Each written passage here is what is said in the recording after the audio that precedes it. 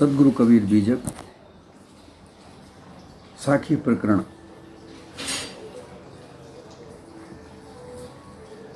साखी 167।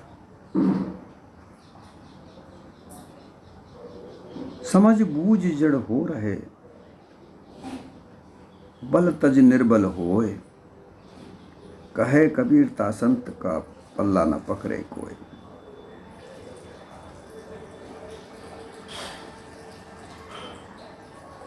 ये साखी परिस्थिति अनुसार व्यवहार करने को दर्शाती है। जैसी परिस्थिति हो अपना व्यवहार वैसा ही करना चाहिए। अच्छा, इसका आशय ये भी नहीं है कि जहाँ अपनी चलती हो तो वहाँ उद्दंडता या वितंडता अपनाए, अन्याय को भी न्याय कहे। इसका ये आशय भी नहीं है। अति नहीं करनी चाहिए।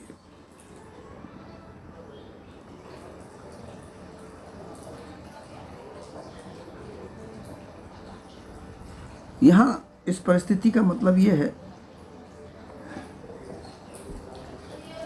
जो लोग बात को मानना ही नहीं चाहते, समझना ही नहीं चाहते,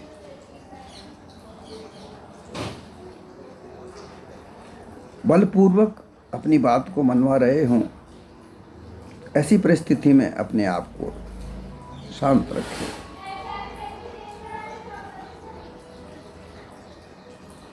जानते समझते भी अपने आप को बिल्कुल जड़त्व को बना के रखें। अर्थात ऐसे बन जाओ जो भाई हम कुछ नहीं जानते, भाई तुम जैसा करना चाहते हो वैसा करो। बल तज निर्बल। अगर हमारे पास ज्ञान का बल भी है, शारीरिक बल भी है, बुद्धि का बल भी है, परंतु अब वहाँ पर निर्बल हो जाए। एक स्थिति ये भी आती है कि संत मार्ग पर जब चले तो अपने बड़बोलेपन को भी शांत करना चाहिए। इस तरीके से साहिब ने एक जगह और भी कहा है कि अध जल गगरी छलकत जावे, भरिया घट नहीं बोले।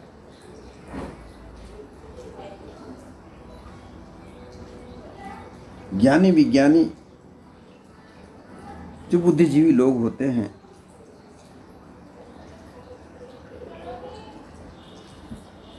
उनमें ज्ञान का, विज्ञान का, बुद्धि का बल होता है। वो उतावले भी होते हैं,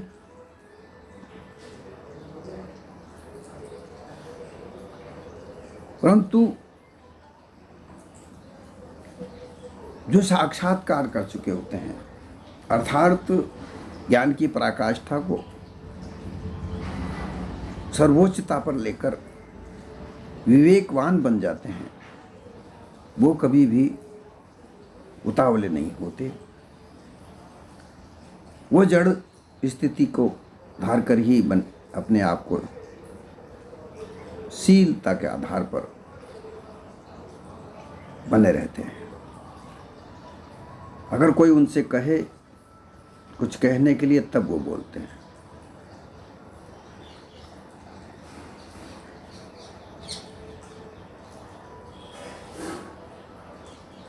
कई जगह पर उदाहरण ऐसे आए हैं कि जो संत होते हैं वो आगे आगे नहीं बोलते, उनको कहा जाता है तब वो बोलते हैं।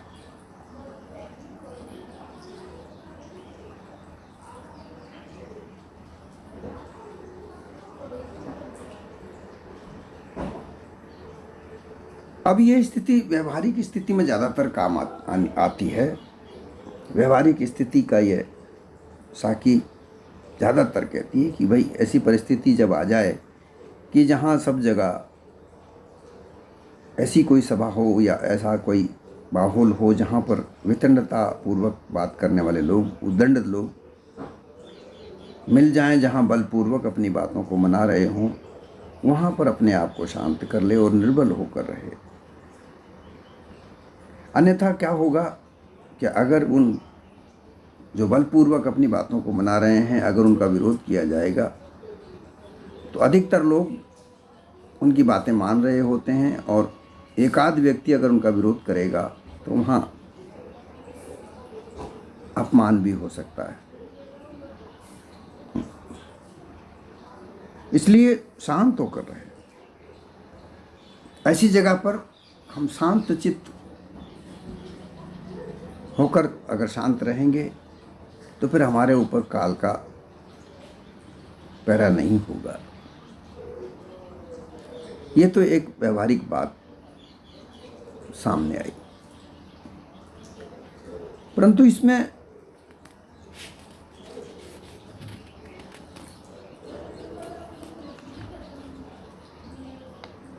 मायामुख से भी एक बात कही है। वेदांती ब्रह्मज्ञानी गुरुआ लोग यहाँ कहते हैं कि श्रोत्रिय ब्रह्मनिष्ठ गुरु के पास जाकर साधन चातुष्टय संपन्न जिज्ञासु होकर परमार्थ तत्व के बारे में पूछना चाहिए। वेद वेदांत के प्रभाव से गुरु को महावाक्य बतलावे। जो गुरु वेद वेदांत के प्रमाण से गुरु के महावाक्यों को बतावे, उसको लक्ष्यार्थ से अच्छी तरह से समझावे। इस प्रकार अद्वैत ब्रह्मनिष्ठ सिद्धांत को अपरोक्ष रीति से समझ बूझ करावे। पवित्र परिपूर्ण ब्रह्मात्मा मैं हूँ ऐसा दृढ़ निश्चय करके जड़वत होकर रहे। परमहंस होकर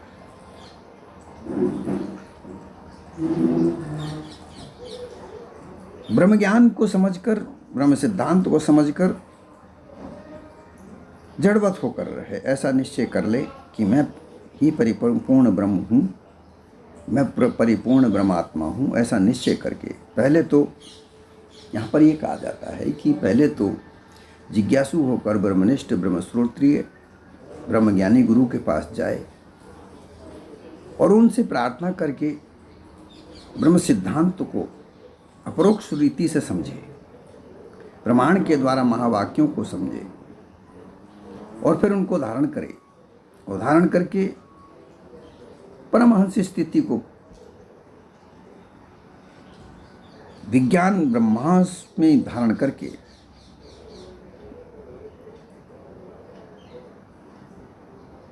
ब्रह्म स्थिति को, विज्ञान ब्रह्म स्थिति को प्राप्त करके परमहंस बनकर जड़वत होकर रहे।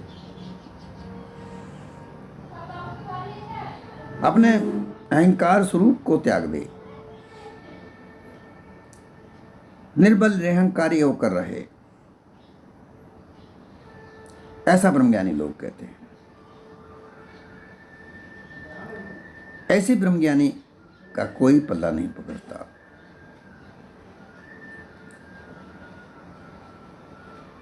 उसको पकड़कर जगत प्रपंच में कोई भी भुला नहीं सकता। ये ब्रह्म स्वरूप में मिलकर सदा के लिए एक हो जाते हैं, ऐसा होना चाहिए। ऐसी महिमा ब्रह्मज्ञानी लोग ब्रह्मनिष्ठ ब्रह्मश्रोत्रिय परमहंस की महिमा कहते हैं। परंतु ये ऐसा यथार्थ भेद नहीं है। जड़वत होकर बैठ जाना, जानकर भी अबूझ हो जाना,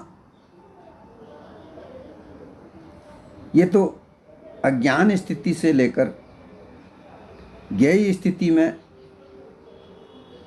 रहकर भी जड़वत हो जाना की स्थिति होती है। ये ज्ञान कहीं कोई जीवन में काम नहीं आता। व्यवहारिक सत्ता का ज्ञान अवश्य, जो कहा कि भाई परिस्थिति को देखकर अपने आप को शांत कर ले, पर परिस्थिति निकलने के बाद अपने आप को संयत कर ले। परंतु ब्रह्मज्ञान की स्थिति को परमहंस बन करके जड़त्व को हो जाना, ये काहे का जड़वत है। ये तो ज्ञान दशा को प्राप्त करके भी जड़त्व को प्राप्त हो जाना होता है। लेकिन सत्य यथार्थ तो ये है कि संसार के सार और असार, हानि लाभ, बंधन मुक्ति एवं सर्व सिद्धांत का भेद पारकी साधु गुरुओं के शरण में जाकर, उनके सत्संग में रहकर यथार्थ समझ बूझ समझे, संपूर्ण जड़ अध्यास, खानी बानी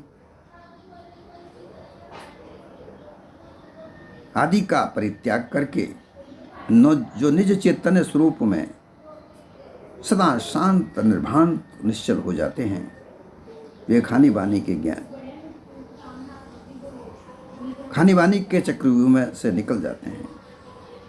बल पराक्रम पंच अभिमान का विचार एवं अष्टमद के संपूर्ण शक्ति को भी परित्याग करके वो निर्बल अर्थात निरभिमानी हो जाते हैं। यहाँ पर निर्बल का मतलब ये होता है निरभिमानी। 8 प्रकार के जो मद का नाम लिया जाता है, 8 प्रकार के मद, किसी को धन का मद है, किसी को ज्ञान का मद है, किसी को कुटुंब का मद है, किसी को ऊंचे पद का मद है।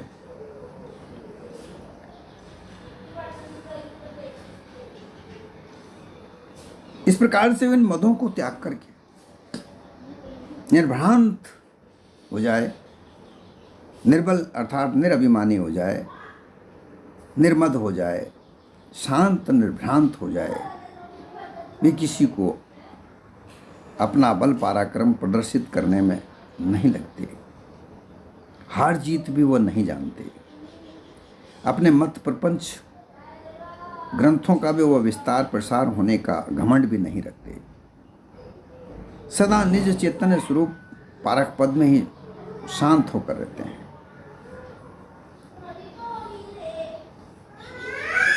इसलिए सद्गुरु ने वैसा निर्भांत संत का सद्गुण लक्षण वर्णन किया है। वैसे ही हंस पद पारक स्थिति में रहने वाले पारकी संत का पल्ला, मतलब उसका हाथ कोई पकड़ नहीं सकता, किसी प्रकार से उसको धोखे में नहीं डाल सकता, खानी बहानी के वो चक्रव्यूह में नहीं पड़ सकता। अर्थार्थ कहने का तात्पर्य यह है, जो पारकी संत होते हैं, पारकी संत हमेशा स्थिति परिस्थिति को परख कर रहते हैं।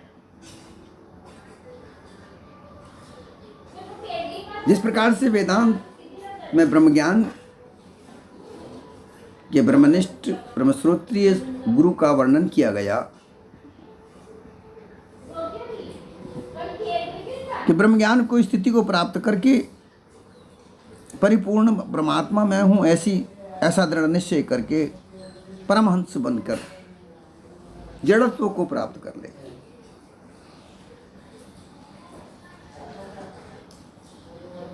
ऐसे जड़त्व से प्राप्त करने से वो जीवन में नहीं काम आने वाला ज्ञान है, परंतु यहाँ ब्रह्मज्ञान को दर्शाने वाला माया मुख से इस साखी का वर्णन है, व्याख्या है कि ब्रह्मज्ञान सर्वश्रेष्ठ ज्ञान है। ये सब वेदांती मानते हैं। वेदांत के आधार पर जो ब्रह्मज्ञान है, उनके कई सिद्धांत हैं। उन सिद्धांतों में भी मत एक के नहीं है, उनमें कई प्रकार की भ्रांतियां हैं। उन भ्रांतियों को ही तजने में पूरा जीवन निकल जाता है। ब्रह्म में भी भ्रांति है। ब्रह्म कौन से ब्रह्म को माने? अद्वैत ब्रह्म को माने, विशिष्ट अद्वैत ब्रह्म को माने, या अद्वैत ब्रह्म को माने, द्वैताद्वैत ब्रह्म को माने। विभिन्न प्रकार के सिद्धांत और रचना एक ही है। जो ब्रह्म की व्याख्या की जाती है उसका सूत्र ब्रह्म सूत्र कहा जाता है, जो ऐसा कहा जाता है कि वह वेद व्यास जी ने लिखा।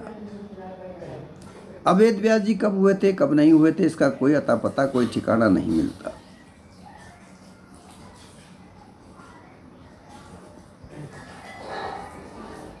परंतु हजारों करोड़ों सालों की बातें ब्राह्मण कहते हैं अनुमान कल्पना का उच्चारण करके, परंतु उनका कोई ऐसा प्रमाण नहीं मिल पाया।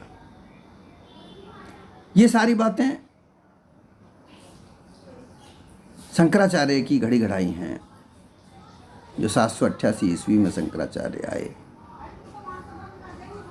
मात्र 35 साल की उम्र तक वो जिए, परंतु वो 35 साल की उम्र में यहाँ उसी समय में फारसी लोग भी आना जाना आरंभ हो गया था। फारस में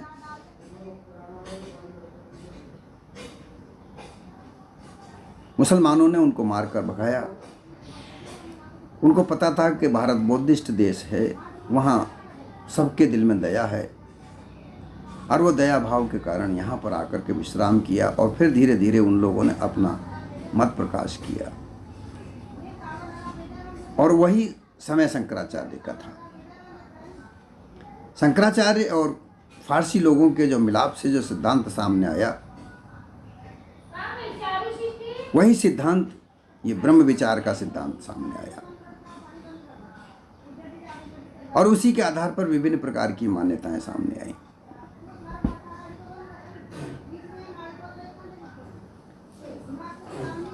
ये वेद सब फारसी लोगों के जिंदावेस्ता की नकल है। जो जिंदावेस्ता फारसियों का ग्रंथ है उसकी नकल ऋग्वेद है। ऋग्वेद में और जिंदावेस्ता में बहुत सारे समानता है। उसकी नकल के आधार पर हमारे यहाँ विभिन्न प्रकार के मतपंथ प्रकाशित हुए और उसको तोल दिया शंकराचार्य ने, और उसी से ये बात आरंभ हुई है। इसलिए इनमें कहीं भी किसी भी प्रकार का कोई सत्य एक नहीं है।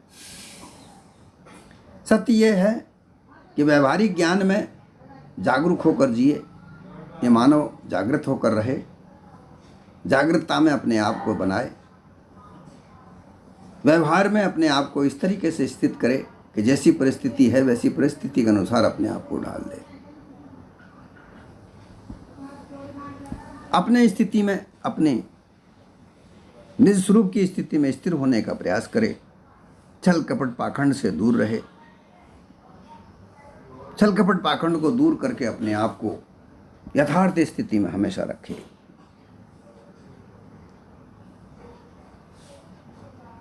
अपने पारख का भी मद न करे कि मैं पारखी हूं। मान सम्मान का कभी अभिलाषा न रखे, ऊंचे पद का कभी अभिलाषा न रखे। पारख बल के आधार पर अपने निज स्वरूप को जानना, परंतु जानकर अनजान बने रहना, यह स्थिति सर्वोच्चता को दर्शाती है। और ऐसी स्थिति में स्थित होने वाले संत को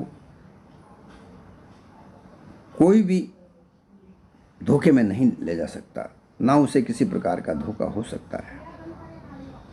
इस स्थिति को बनाए रखे। ये सदगुरु कबीर यहाँ पर उपदेश करते हैं कि सर्व समुझ बूझ जड़ हो रहे,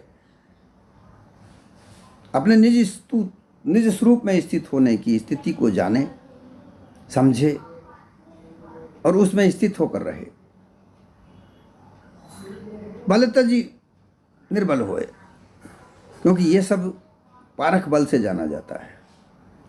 उस पारख बल को भी जानकर उस पारख बल में कितनी सामर्थ्यता है ये जानकर भी निर्बल हो रहे, अपना प्रचार प्रसार स्वयं न करे, अपने आपे में रहे, कभी घमंड छल कपट पाखंड के विचारों से दूर रहे, उनमें मिलकर न रहे, ऐसी स्थिति को बनाए रखे।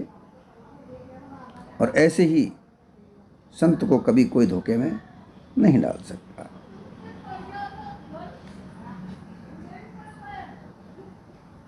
इस प्रकार से सद्गुरु कहते हैं कि निर्बंध होने का यही एक तरीका है। यह निर्बंध होने का सद्गुण लक्षण वर्णन है। वैसे ही हंस पद पारक स्थिति में रहने वाले पार की संत का कोई धोखा नहीं हो सकता। किसी प्रकार से भी उसको पकड़कर धोखे में नहीं ले जा सकते। सामने वाणी जाल होता है, खानी जाल से निकलकर यह मानव देह आई है, मानव देह प्राप्त हुआ है। अब इस मानव देह में वाणी जाल पड़ा हुआ है, क्योंकि वाणी ज्यादातर वाणी गुरुआ प्रपंचियों ने बनाई है, ब्रह्मज्ञानियों ने बनाई है। वेद वेदांत के आधार पर विभिन्न प्रकार की वाणियों की रचना करके इस संसार में विभिन्न प्रकार के मतों का निर्माण हुआ। उन मतों के आधार पर ये मानव अपने अपने गुट, अपने मत पंथ में विभक्त होकर विभिन्न प्रकार के संप्रदायों का निर्माण करके अलग अलग होकर अपने अपने गुरुओं की महिमा गाता है। और उनमें भेद ही भेद निकलते चले जाते हैं। कितने ही भेद विभेद हो चुके हैं। फिर उन भेदों के लेकर भ्रांतियां उत्पन्न होती हैं और फिर उस मत पंथों में झगड़े होते हैं, फसाद होते हैं। उन झगड़े फसाद में मानवता का हनन होता है। और ऐसी स्थिति से बचने के लिए निष्पक्ष होना आवश्यक है। और वह निष्पक्ष स्थिति कहाँ प्राप्त होगी, कैसे प्राप्त होगी, ये इन ब्रह्मज्ञानियों को, योगियों को, ईश्वर ज्ञानियों को, माया के अधिकारियों को पता नहीं होता, क्योंकि उनका लक्ष्य केवल माया होता है। ब्रह्मज्ञानी माया से नहीं छूटते, ईश्वरवादी माया से नहीं छूटते, योगी माया से नहीं छूटते। कहीं ना कहीं उनका माया पल्ला है। और फिर वो ऐसी स्थिति में आकर के माया की ही पूजा करने लगते हैं। जब माया की ही पूजा करने लगते हैं तो माया कहाँ से छूटने वाली? माया तो उनका पल्ला पकड़ के रखेगी ही सही। और फिर इसी कारण से उनमें वितंडता, उद्दंडता, झगड़ा, फसाद, वाद विवाद खड़े होते रहते हैं। और इन्हीं को लेकर के वो मतपंथ चलते हैं। इन्हीं में उलझ कर ये मानव आज की स्थिति पैदा हुई है, जहाँ धर्म को राजनीति से जोड़कर, राजनीति को धर्म से जोड़कर, धर्म को सामाजिकता से जोड़कर, सामाजिकता में राजनीतिक जोड़कर, केवल अपना अपने प्रचार प्रसार के लिए, क्योंकि जो सत्ता प्राप्त करनी है, उनका लक्ष्य क्या है? केवल सत्ता प्राप्त करना। सत्ता प्राप्त करके अपनी गद्दी को प्राप्त करना, ये इनका मुख्य लक्ष्य है। मानवता इनका मुख्य लक्ष्य नहीं। और जहाँ मानवता लक्ष्य नहीं होगा, जहाँ अपना अपना स्वार्थ सिद्ध करने का लक्ष्य प्राप्त होता है, वहाँ तो ये झगड़े फसाद होते ही रहेंगे। क्योंकि साहिब ने कहा है, इस कारज या संसार में स्वार्थ परमार्थ दोए, स्वार्थ से बंधन मिले तो मुक्ति तुम परमार्थ से हो। हर प्रकार के परमार्थ कार्य से निर्मुक्त आदमी होता है, स्वार्थी कार्यों से बंधन में जाता है। परंतु जहाँ तक ज़्यादातर लोग, अपने अपने मतपंथ का निर्माण करने वाले लोग, वह स्वार्थी हैं। अपने स्वार्थ से ही मतपंथ का निर्माण वो करते हैं। और उस स्वार्थ में वो ये नहीं देखते कि मानवता का ही नाश हो रहा है। उन्हें इस बात से क्या मतलब? उन्हें केवल अपने लक्ष्य की प्राप्ति होती है। और उनका लक्ष्य या तो धन या सत्ता, इसके अलावा कोई तीसरा लक्ष्य अगर है तो भोग है। ये भोग, धन और सत्ता प्राप्त करने के लालसा में, उनके लक्ष्य में वो मानवता को भूलकर केवल मत पंथवाद का चलाकर लोगों को भ्रमित करके वो अपने एक तरह से दास बनाते हैं। स्वच्छंदता का आवरण देकर, कई प्रकार के धोखा छल कपट बनाकर वो अपने व्यापार को चलाते हैं। इसके अलावा उनका कोई और लक्ष्य नहीं है। परंतु यहाँ साहेब ने अपना जो सिद्धांत कहा, उस सिद्धांत में मानवता है। इस मानवता के सिद्धांत में हमेशा से साहेब ने मानवता का पक्ष लिया, क्योंकि जहाँ मानव है वहीं सब कुछ है, और मानव ही नहीं है तो कोई मत पंथ नहीं चल सकता। उस मत पंथ को चलाने के लिए मानव की आवश्यकता है, और उस मानव को जोड़ने के लिए ही छल कपट पाखंड की व्याख्या की जाती है। और इस व्याख्या से हमेशा मानव का ही नाश होता है। और वो मत पंथ चलाने वाले लोग बड़े ऐश्वर्य का प्राप्त करते हैं, धन की प्राप्ति करते हैं, सत्ता की प्राप्ति करते हैं, लेकिन लोग, भोले भाले लोग अज्ञान दशा में रहकर वो नहीं समझ पाते। उसको समझने का एक ही तरीका है कि पारखी संतों के शरण में जाए, पारखी संतों के शरण में रहकर, पारखी साधु गुरु के शरण में, सत्संग में रहकर यथार्थ साधना पूजा करे, जो यथार्थ को जानकार, यथार्थ ज्ञान की जानकारी दे, जो यथार्थ को समझाए और मिथ्यावाद को निराकरण करके उसे दूर कर दे। ऐसे महापुरुषों के सत्संग में रहकर सत्य यथार्थ को समझे, और धीरे धीरे धीरे धीरे धीरे धीरे जो असत्य है, जो मिथ्यावाद है, वो यहाँ से निकल जाएगा। और वहाँ से निकलकर जब वह निकल जाएगा, धीरे धीरे सत्य यथार्थ ही केवल रह जाएगा। वहाँ जब यथार्थ सामने आएगा तो अपने निस्वरूप की प्राप्ति उसे मिल जाएगी, और सत्य यथार्थ के अलावा कोई दूसरा वहाँ उसके सामने नहीं रह पाएगा। ऐसी स्थिति को प्राप्त करने के बाद सद्गुरु कबीर कहते हैं कि ऐसी स्थिति प्राप्त करने के बाद अपने आप को जानबूझ करके भी निर्बल होकर रहे, अपना मत प्रसार न करे। जो 8 प्रकार के मत बताए गए हैं वो ब्रह्मज्ञानियों के पास हो सकते हैं, योगियों के पास हो सकते हैं, ईश्वर ज्ञान के प्राप्त हो सकते हैं, परंतु पारखियों के पास होते हुए भी नहीं हो सकते। क्योंकि पारखी अपने आप को जानकर, जब अपने आप को जान लेते हैं तो फिर वो और दूसरे को, किसी को क्यों जानेंगे, जानने की आवश्यकता क्यों पड़ेंगे। जब अपने आप को जानने के बाद किसी अन्य वस्तु की जानकारी नहीं रह जाती, इसके बाद में किसी भी प्रकार का कोई कारण नहीं रह जाता। जब फिर आप निर्बल भी होकर के रहोगे तब भी तुम्हें कोई सताने वाला नहीं मिलेगा। इसलिए कहा गया है, समझ बूझ जड़ हो रहे, जानकर समझकर अपने आप को शांत बनाकर रखे, अपने आप को शांत बनाकर रखे और शांति स्थिति में बनाए रखे, बल तज निज रहे और बल को अपने को प्रचार प्रसार न करे। इसी स्थिति को बनाकर रखे। इस स्थिति को बनाए रखने के लिए हमेशा स्थिति में स्थित रहे, स्थिति बना करके रखे, और अपने स्थिति में बनाकर रखने के लिए हमेशा शांत रहे। इस प्रकार कबीर कहते हैं कि अपने आप को शांत बना के रखने के लिए कभी कोई किसी का पल्ला नहीं पकड़ सकता, अर्थात कभी भी कोई धोखे में नहीं डाल सकता।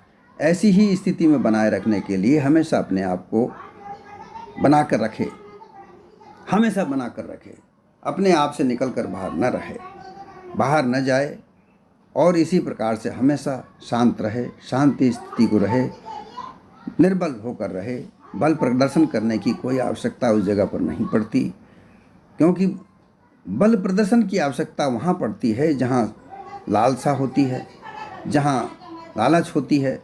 ऐसी स्थिति में रह करके हमेशा शांत चित्त स्वभाव से रहे और अपने आप को शांत रखे, शांत रख करके अपने पारक स्थिति में स्थित रह करके अपने आप को शांत रहे, हमेशा पारक स्थिति में निज रूप में स्थित रहे, जहाँ उसको जानने के बाद किसी अन्य वस्तु की जानकारी प्राप्त करने के लिए कोई आवश्यकता नहीं रह जाती। ऐसी स्थिति को प्राप्त करके हमेशा निभ्रांत होकर रहे, शांत होकर रहे।